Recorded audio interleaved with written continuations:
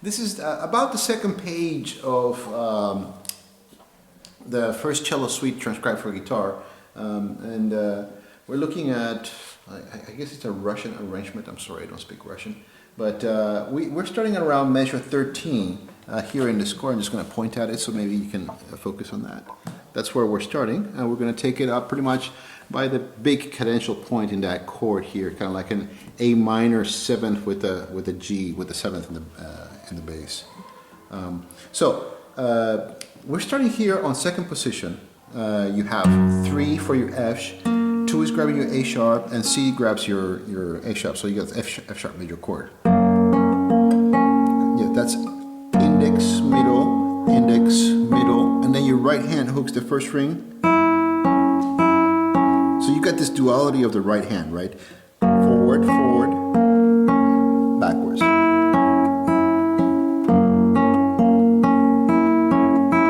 In the heat of battle, you're not going to be moving your hand. It's just for the explanation of the video that I'm doing that, right? So it should be fluid.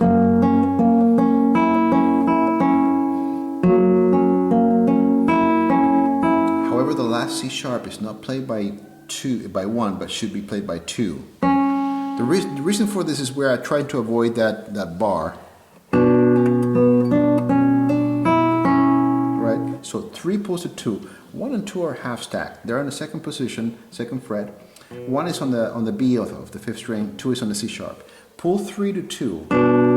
Open B, back to 3, 2 hammers to 3, open E, back to 2, and then again repeat that. You move on to the G string, D string, right? So together, those 2 measures.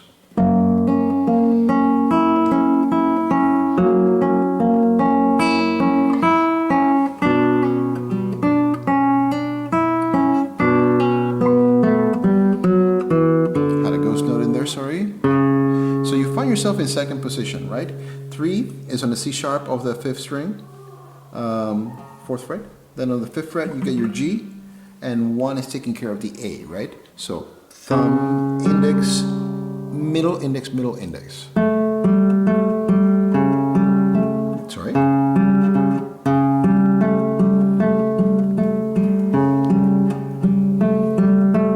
And then 3 is going to move off. Don't take your fingers off the strings, right? Keep 3 and 4 there. 3 just climbs up there. No, yeah, 4 comes downstairs, right, to the C. Right, 2 moves on to the F sharp. P, I, M, and then again that duality of the right hand that I talked about.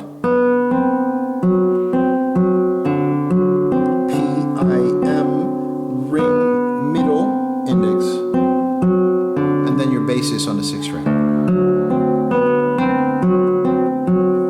Then 4 creeps up and goes up to the D string, right? To get that G. Here you have a stretch going from 2 to 1. Right? That's 5th fret, 5th fret. Here you're going to be pulling from the 4th fret, 3rd string to the 2nd fret, 3rd string. Thumb, index, middle, pull off, middle, index, middle, index, and then your bass change to the 6th string open. Right?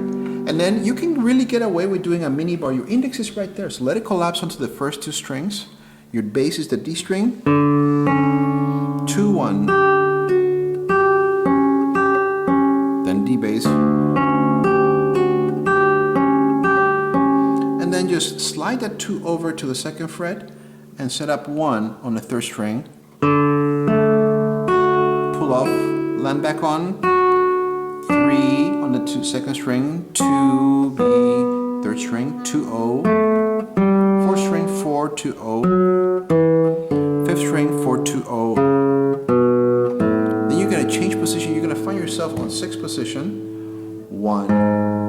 So this time it's going to be thumb, thumb. Before we were actually playing as much as possible thumb, index, ring, middle, right? Or whatever combination of the right hand. Here, it's going to be quite a bit of thumb, thumb, and then reactionary towards what we have. And, you know, the arranger has very kindly given us right hand fingerings for that, right? So, thumb, thumb. So that's 6th fret, 7th fret, 6th string, and 5th string.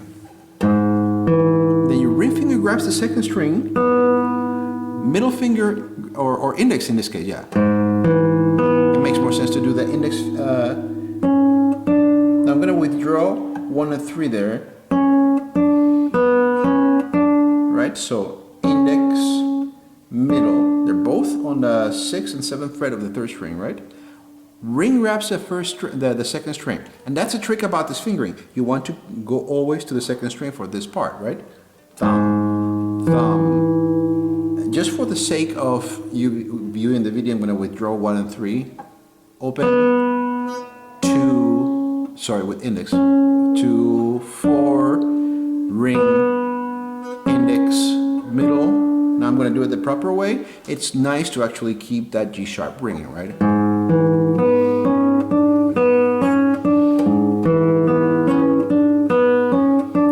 Notice in the video that I'm muting the 5th string. It's not part of that resonance, right? The E goes to the B, right?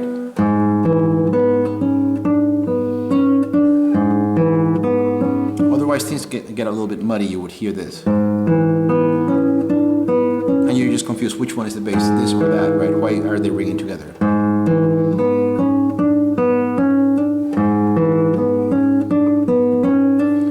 Index finger, just move 1 fret back to the 5th position. You're now on a G natural. 3 stays where it was, and now 4 creeps up to the 4th string. So 6th string, 5th fret, 5th string, 7th fret, 4th string, 7th fret.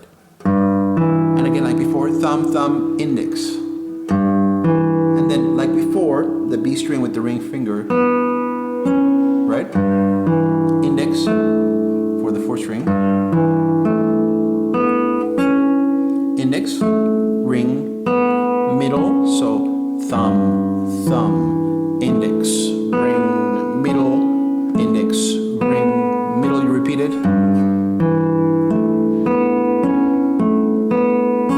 And then you just flatten your bar right there where you are, thumb, thumb. You can actually run your thumb up until you get to the 4th string. A little tricky. You get to the G sharp. This is on the 9th fret, right? And then the chord. In some editions, you don't play all the strings again. Right? Yeah.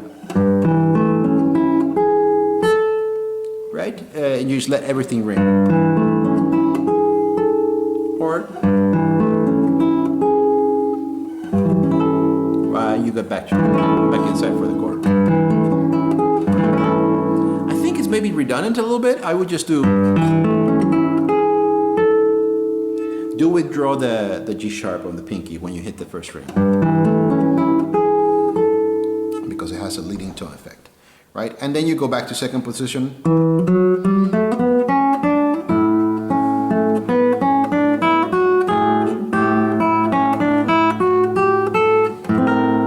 Right? It's a very interesting, it's the pain chord, right? It's a C sharp, sorry. Right?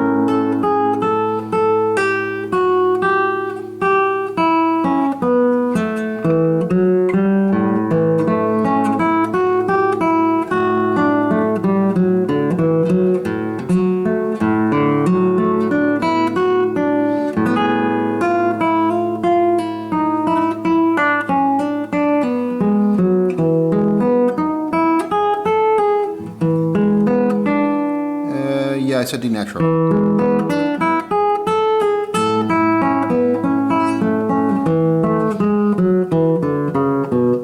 That last part I just sight right through it so you have an idea of what comes up. We'll go ahead and finger it and continue with another video from there to the end of the piece.